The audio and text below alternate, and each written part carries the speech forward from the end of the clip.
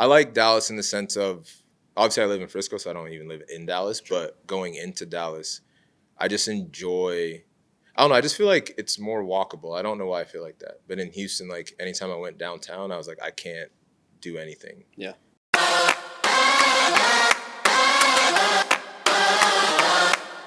What's up, FCD fans? Welcome to another episode of the DTID Podcast. I'm Garrett Meltzer, and today I'm joined by FC Dallas defender Sebastien Ibeagha. Seb, thanks for being here. Thank you for having me. Well, I know you're a busy guy, so we'll get right to your story. You're from Warri, Nigeria, before you moved to Houston as a teenager. But is Nigeria where your soccer career started? Yeah, I think Nigeria, obviously the national sport is soccer. That's the main thing. So every kid growing up wants to be, a soccer player. And that's kind of on the playground, so everyone plays. That's kind of just the main sport there. Do you have a family member who got you into it, or was it just kind of your friends? I think it'd be my dad, I guess. I mean, I've never really thought about it, but both me and my brother grew up playing, and my brother also played pro. So I think it's just being in that environment. My parents were both athletes at some point, and I guess just being there. My dad was kind of the main guy. So like I said, you moved to Houston at 16. What prompted that move? Well, before that, I actually moved to Oklahoma, and that was my dad's job. He worked in the oil business. And so we got transferred from Nigeria to Oklahoma. And then, again, same thing. His work kind of moved us to Houston. Yeah. What was the adjustment like, Nigeria to Oklahoma? It was a wild. Big change. Yeah, it was definitely wild. We lived in Elk City, which is far west of Oklahoma. So not in the Panhandle, a little bit south. But, yeah, it was definitely a culture shock. But I think being that young, it wasn't too crazy in the sense of I was able to kind of adapt pretty well and stuff like that, so it was good. But, yeah, obviously coming from Nigeria to West Oklahoma is definitely a big difference. How did you continue playing soccer in Oklahoma? Was it like a rec league or anything, or just high school or something? Yeah, I mean, it was definitely a rec league and just club. Yeah, I think my parents did a really good job in trying to find us outlets to still play and still be athletes in some way, and we just enjoyed every moment of playing with it. Yeah. Once you got to Houston, though, you got involved with the Houston Dynamo Academy. How did that all start? Yeah, so right before I moved, I played for a club team in high school, obviously in Oklahoma, and then I had been guest playing with teams. I guest played with Dallas Texans while I lived in Oklahoma, so I'd always come to Texas to guest play with teams and bigger tournaments and stuff like that. And then as we were moving, I don't know if we were the first year of the academy, but we were like in the beginning stages, and so that kind of just opened up, and it was just really good timing. So I played 1 year of club with Houstonians, and then the academy kind of opened up, and I just kind of tried out, made the team, and yeah. That would have been early on in the kind of the MLS Academy days. What was the environment like? Like, how professionalized had it been at that point? I would say it was pretty professional, to be honest. I don't know if Houston was one of the better ones in terms of the academy and how it was run, but it was pretty good. I mean, we had, obviously we were all fully Adidas, everything. We had the same jerseys. The transition between the first team and academy was good. Like, some of us got to train. So it was actually a pretty good experience, and I loved it. And I kind of put a lot of where I am today to that environment of teaching me, the rights and the wrongs and stuff like that. Did you train with the first team back then? Because that was a really good Houston team around that time. Yeah, I trained when this was 2000. What year was that? I don't know. I'm getting old. But it was when, like, Kai Kamara was there, Mike Chabala, Bobby Boswell. I think Stuart Holden was still there. Greg Cameron. Yeah, so it was a nasty team. Was Derosari already gone by then? Dero was gone. Okay. Yeah, he was gone by then. Pat Mullins was still there, I think. Yeah. So it was a really, really good team. I think they went back-to-back in those couple of years or something. Yeah, like 06 and 07, yeah. they won back-to-back. First one was here, actually. Oh, really? I didn't know that. Wow. Yeah, I was at that game. So after the Dynamo, you went to go play for Duke. How did you get, was it recruiting? How'd that all go? Yeah, so I was actually recruited very late by Duke. My older brother also went to Duke. And so I guess I was on their radar, but they kind of waited till last minute, and I was looking elsewhere, and then they just kind of popped up and was like, hey, we'd actually want you to come in. We'll offer you a full ride. Come and see if you like it. Obviously, your brother's here. And I hadn't played with my brother at the time yet. So that was kind of the big thing. And, yeah, so it was just the recruitment, yeah. What's that like playing with your brother at the college level? It must be a It was special good. experience. Yeah, no, it was great. I mean, like I said, it was the first time we ever played together, so for me, it was really exciting. But at the same time, he got injured my freshman year, so we only played like a preseason together, and then he had like a season-ending injury. Oh, man. But no, it was still good. It was still great to have my brother around for that first year of college and just kind of hang out with him and just understand the game and just kind of that work, or I guess soccer and school lifestyle and like that and that stuff. Yeah. Overall, how was your experience at Duke? Obviously, you did really well, a bunch of ACC awards and whatnot. But on the soccer field and off it, how did you enjoy it? I loved it. I mean, obviously in college you make friends that a lot of times last the rest of your life, and that's how I felt. A lot of guys on my team I still talk to today, and I love them to death, and those are my boys. And for me, it was just great as a person who wanted to play professional, to go to college and experience another side of, I want to say, life, and not just be just completely bogged down with soccer all the time. It was really good for me at that age, and kind of forced me to mature to kind of, again, that balance and figure it out.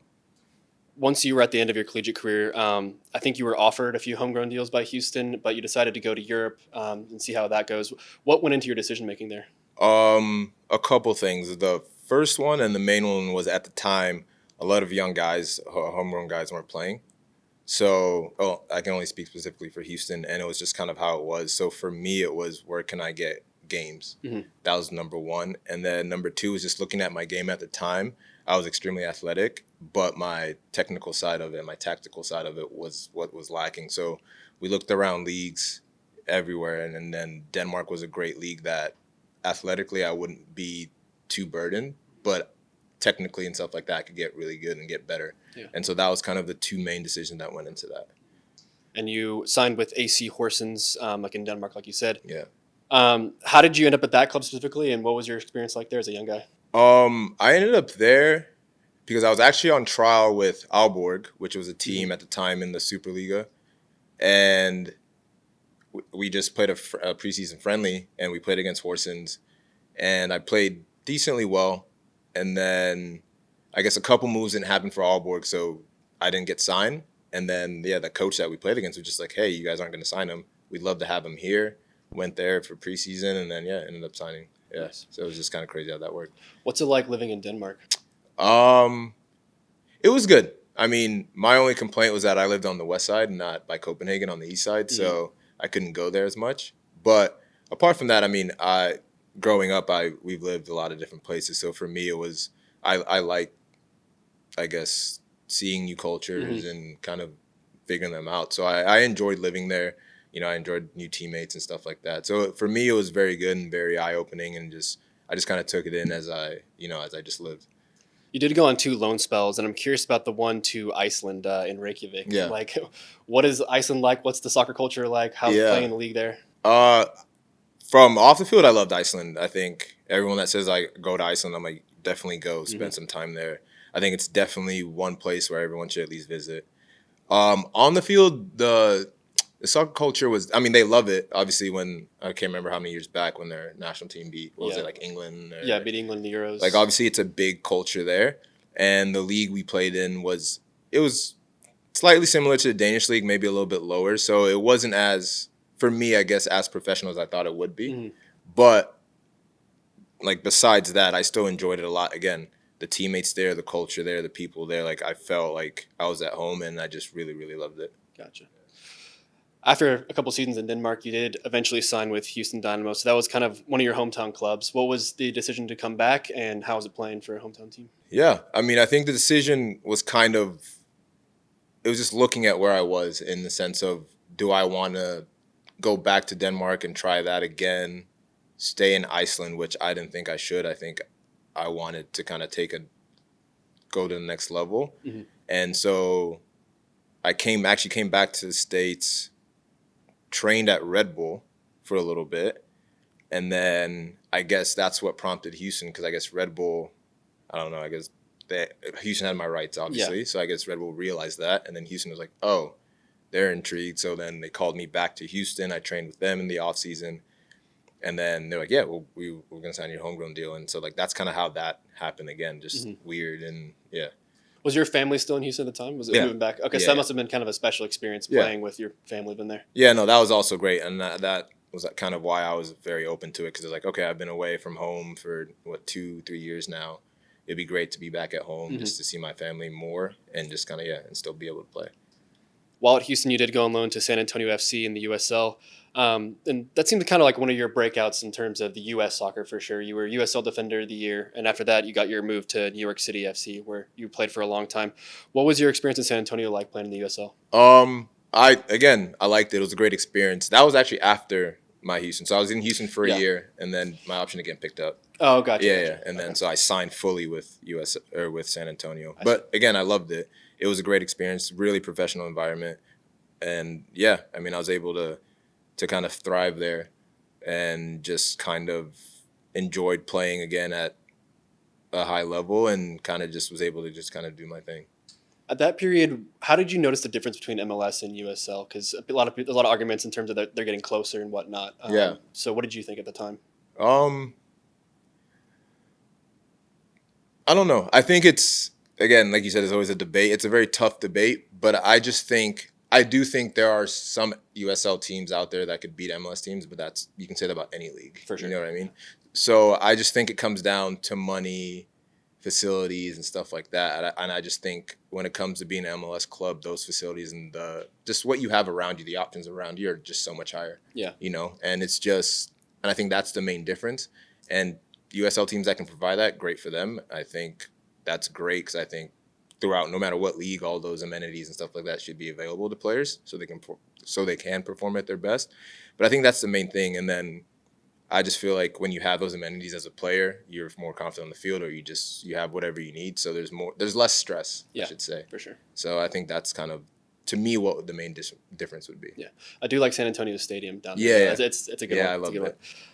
So after San Antonio, you went and signed back in MLS, New York City FC. You were there for 3.5 seasons. What was it like living and playing in New York City?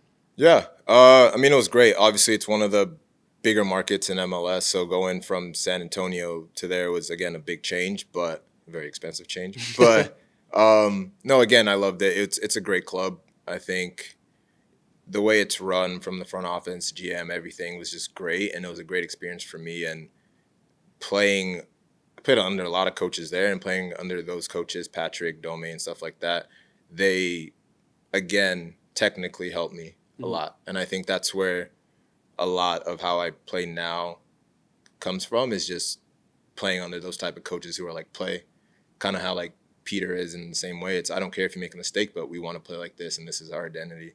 And so for me, it was a great 3.5 years and a great experience. And again, I made a lot of friends there that I'm still very close with and stuff like that. So, I enjoyed it. Now, I do want to ask about their home stadium, because they played a few different places, the Yankee Stadium, Citi Field, and sometimes in the Red Bull Arena. What's it like kind of having rotating homes and some of them on baseball fields where the sight lines are kind of strange? As a player, when you're on the field, do you even notice that? Because I do know that dimensions are different as well. How do you? No, you definitely notice it. I mean, I loved playing on Yankee Stadium because I knew it was a smaller field, so we could press a lot better and a lot, I guess, tougher or harder than you would on this field, or when you play at I don't know what it's called now. It used to be called Dignity Health at LA Galaxy's field, which is huge. Yeah. It's so much harder. So there are benefits, but also at the same time, there are the negatives, which, again, I would always rather play on a real soccer-specific pitch, and that's kind of the main thing. And again, like you said, it's like a revolving door. We play here, there, and it got annoying, but at the same time, it's just one of those things that you just deal with as a player. You still have to play, so it is what it is. Yeah. Well, they're getting a shiny new one pretty soon. I know. It looks amazing. Good. It does awesome. look good. So after 3.5 seasons, you're in the middle of your 4th season with them. You do get traded to LAFC. As a player, what is it like being traded? Because it's very unique to American sports, where you have no say in the matter. You and your contract get traded to another team in the same league, of course. What's it like kind of having your whole life just change? Yeah, I think in my case, I was very lucky because the GM, me and GM had a good, relationship, and it came to the point where the year before I had gone in, I wasn't playing as much as I wanted to, and I asked him, I was like, hey, would you be willing to trade me? This is an off season. And basically they said, no, like, we obviously like you here. And I was like, yeah, I like being here, but I want to play at the end of the day. And so basically he made it seem that I wouldn't get traded unless like everything was right, all the numbers were right and stuff like that. So for me, it came to the point where we were on an away trip, and he came up to me and was like, hey, LA wants to trade for you. Like, do you want it to happen? From our side, it works. So how do you feel about it? So for me, like I said, I think I was very lucky in the sense that I was asked. Mm-hmm. I know obviously there's a lot of stories where guys have no idea. They show up to training next day and like, oh yeah, like you just got traded. So again, my experience has been great. I obviously know there's a lot of stories where it's not so great. Yeah. So what's LAFC like playing for them? Because from the outside, all the glitz and glamour, the stars, the downtown stadium, all those things. But as a player, once you're in there, what's it like? Distracting, like you said. I mean, it's LA, so obviously there's a lot of distractions and stuff like that. But again, you get paid to play, so you have to perform no matter what the distractions are. So I think, I just thought it was a great experience again. It's a really, really well-run club. John Thornton, I think, is a mastermind from a GM standpoint. The way he runs stuff is insane. I don't understand how he does it, but I don't get paid to do that. But no, yeah, I think the way they have marketed themselves and done a lot of things is great. And yeah, I don't really have anything else to say. It's just a good time. Yeah. Well, it was a great time that you're in your first full season, 2022, won the MLS Cup. I guess first off, what's it like winning the MLS Cup, winning the prize that we're all here chasing? But also that game specifically, it was the 3-3 after extra time with Philly, Gareth Bale goal in the 98th minute. Then you went on penalties. What was that like? Insane. It was a crazy roller coaster. I think that's the best way to say it. Just up and downs, obviously. I think we scored first, and then they scored kind of like a scrappy goal. And then, yeah, it was just wild. I mean, and I think being in I guess, what is it? Bank of, what is it now? BMO Field or Stadium? BMO Stadium, I think. Yeah, I almost said the wrong name. But now, like, being in that stadium, I think made it so much better just because of the atmosphere and the way their crowd shows up and stuff like that was wild. And I think that added to everything. And then obviously Gareth scoring the third goal, the way he scored it was, again, just crazy, insane. Max breaking his leg, getting a red, playing down. Like, it was just all the stories that played out throughout that game was just insane, and that just kind of made it, to me, one of the best MLS Cup finals, for sure. For sure. Yeah. I'm curious about Gareth Bale. You mentioned his goal at the end. So he came in midway through that season. It kind of was, I think, coming back from injury or trying to get fit for World Cup or something like that. Obviously, world-class player, especially in his prime. What's it like with a guy who's won it all, a couple of Champions Leagues, coming in and then kind of giving you that boost to get over the hill? Yeah, no, I mean, it was insane. I mean, obviously we end up winning that game, but just his presence in the locker room kind of changed a lot, just knowing, even though he was, I think, a little foot off the gas pedal in the sense of he was just trying to stay fit for the World Cup, making sure he had no injuries or anything like that. Just in training, just seeing the little things he does, I think guys pick up on that and kind of just ratchets the level a little bit higher and stuff like that. So I think, we had someone to lean on, and who better to lean on? Yeah. Yeah, not bad. I know you're a golf guy. I know he is too. You ever play together? I did not, no. But yeah, he's like an actual golf guy. Yeah. I just enjoy playing golf. Yeah. Yeah, but no, I've heard he's really good. For sure. Well, you went out on a high with LAFC, and then you signed with FC Dallas as a free agent that following offseason. What made you choose Dallas? A couple things. I think the first one was, again, moving back to Texas and being closer to my family. When I was at San Antonio, and Houston, my brother was playing overseas, and at this point he had retired. So now he's in Oklahoma, and actually he just moved back to Houston, and he has 3 kids. So like for me, it was like being closer to both my parents who are still in Houston, and then my brother as well. And I think that's kind of the big one. And then secondly, it was just coming to a club where the mentality is a little bit different. I was at New York and I was at LA, and it's like you said, glitz, glammy, and all that. And I think a lot that resonates with me is hard work, and I feel like that's kind of what FC Dallas is in a sense. And so for me, it was like being a part of a team that we're trying to build something. And for me, that's kind of something I love to be a part of. And it's not always going to be great, but at the same time, I find comfort and pressure, but also just I enjoy being in that environment where everyone's trying to be up here, and we know we're not there yet, and we have to build it. For sure. How do you like living in Dallas? Because you've kind of done a few different Texas stops now. Yeah. How does Dallas compare to the Houstons and San Antonios? I would say, okay, if I was going to rank them, I would rank San Antonio third, and then Houston second, and then Dallas first. I just feel good answer. Not because I'm here. That's actually just what I believe. I think I like Dallas in the sense of obviously I live in Frisco, so I don't even live in Dallas. But going into Dallas, I just enjoy. I don't know. I just feel like it's more walkable. I don't know why I feel like that. But in Houston, like anytime I went downtown, I was like, I can't do anything. Yeah. Just in that sense. I don't know why. Maybe it was just I was younger. Now I'm older, so I don't know. But yeah, for me, that's kind of like the main difference. Fair enough. Yeah. All right, we're going to get to some quick questions now before we let you go. Cool. Best atmosphere you've played in anywhere? Anywhere? Yeah.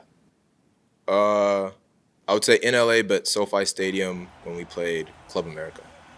Yeah, I think there was like 60, 70,000 there. How was SoFi? Because it looks pretty awesome. Yeah, it was sick. It was insane. Yeah, it was actually like I said, the best atmosphere. America fans are crazy. Our fans were a little bit crazy as well, but it was great. It was a great atmosphere for sure. Best player you've ever played against, and why? Against? Yeah. I want to say Zlatan, but I've only played like 10 minutes, so he didn't do anything. So I would have to say, I think Wayne Rooney when I was at New York City. I guess the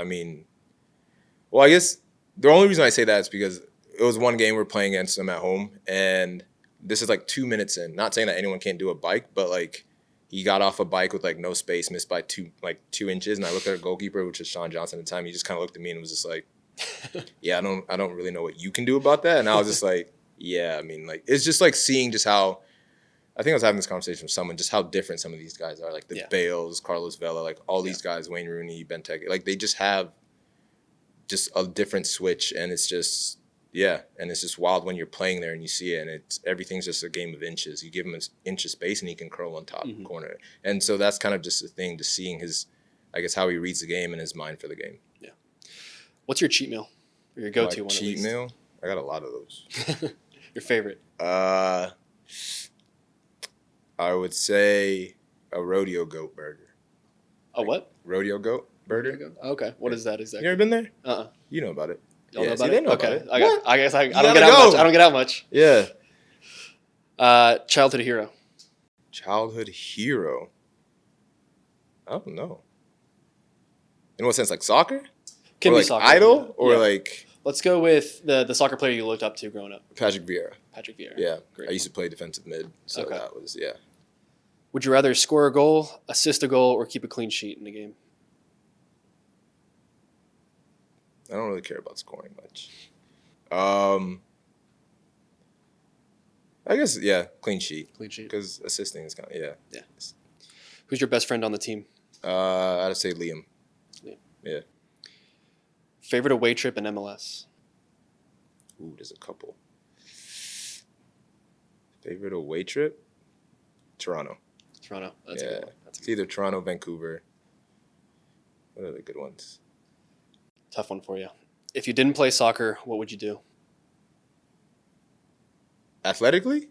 Or just in general? Career-wise.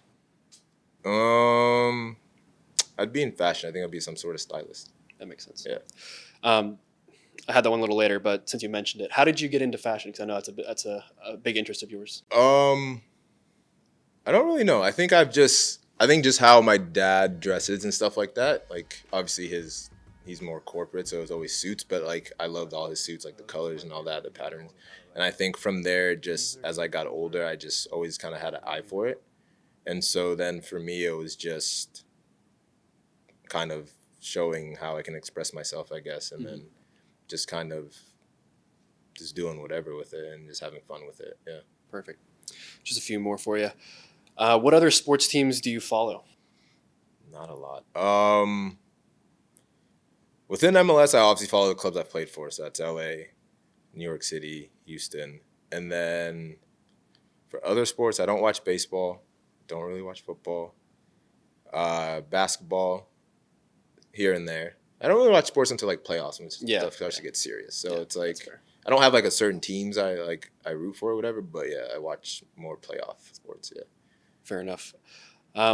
So you did this during media day, your best 5-a-side team of players you've played with. Yeah. And I pretty sure you had the best on the team because there were some good ones. Yours was better than Yardimendi's, which is impressive. Really? Yeah.